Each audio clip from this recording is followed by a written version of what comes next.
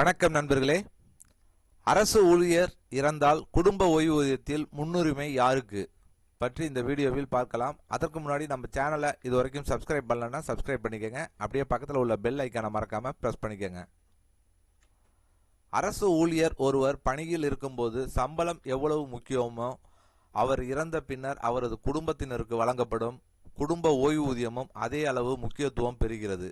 குடும்ப ஓய்வூதியம் என்பது அரசு ஊழியர் காலமான பிறகு அவரை சார்ந்திருந்த குடும்ப உறுப்பினர்களுக்கு மாதந்தோறும் வழங்கப்படும் நிதி உதவியாகும்.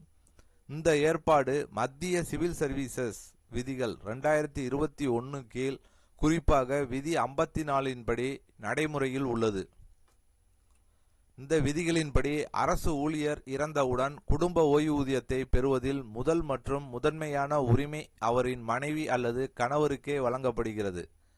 வாழ்க்கை துணை உயிருடன் இருந்து தகுதியுடையவராக இருந்தால் முழு குடும்ப ஓய்வூதியமும் அவருக்கே வழங்கப்படும். மனைவி அல்லது கணவர் இல்லாத பட்சத்தில் அல்லது ஓய்வூதியம் பெற தகுதி இல்லாதவராக இருந்தால் அடுத்ததாக குழந்தைகளுக்கு உரிமை கிடைக்கும். குழந்தைகளில் பொதுவாக 25 வயது வரை உள்ளவர்கள் அல்லது தங்களுக்கென வருமானம் இல்லாதவர்கள் தகுதி பெறுவார்கள். திருமணமாகாத மகள் திருமணம் ஆகும் வரை அல்லது சுய வருமானம் பெறும் வரை ஓய்வூதியம் பெறலாம். திருமணமான மகள் விவாகரத்து செய்யப்பட்டவராகவோ அல்லது விதவைகளாகவோ இருந்து பெற்றோரின் ஆதரவில் இருந்தால் குறிப்பிட்ட நிபந்தனைகளின் கீழ் குடும்ப ஓய்வூதியம் பெறலாம்.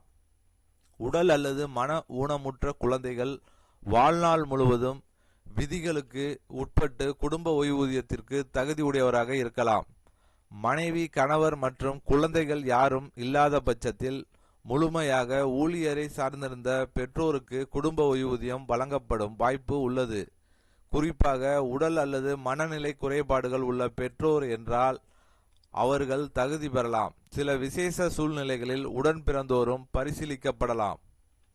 இதனால் குடும்ப ஓய்வூதியத்தில் முன்னுரிமை வரிசை வாழ்க்கை துணை, பின்னர் குழந்தைகள், அதன்பின் சார்ந்த பெற்றோர் என்ற வகையில் அமைகிறது.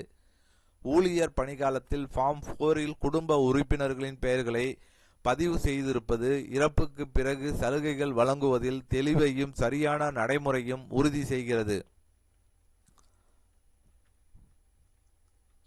கண்டிப்பா அரசு ஊழியர்கள் இறந்தால் குடும்ப ஓய்வூதியம் முன்னுரிமை யாருக்கு அப்படின்னா கண்டிப்பா வாழ்க்கை துணைக்கு தான். அது ஆணா இருந்தா பெண்ணுக்கு, பெண்ணா இருந்தா ஆணுக்கு. அதுக்கப்புறம் லீகல் குழந்தைங்களுக்கு ஏஜை பொறுத்து இருக்கு. ஏஜ் ப்ராப்ளம் இருந்துச்சுன்னா அவங்களுடைய பெற்றோர் வேலை பார்க்குறாங்க பார்த்தீங்களா, அவங்களுடைய பெற்றோர்ஸ்க்கு பென்ஷன் வழங்க ஒரு விதி இருக்கு.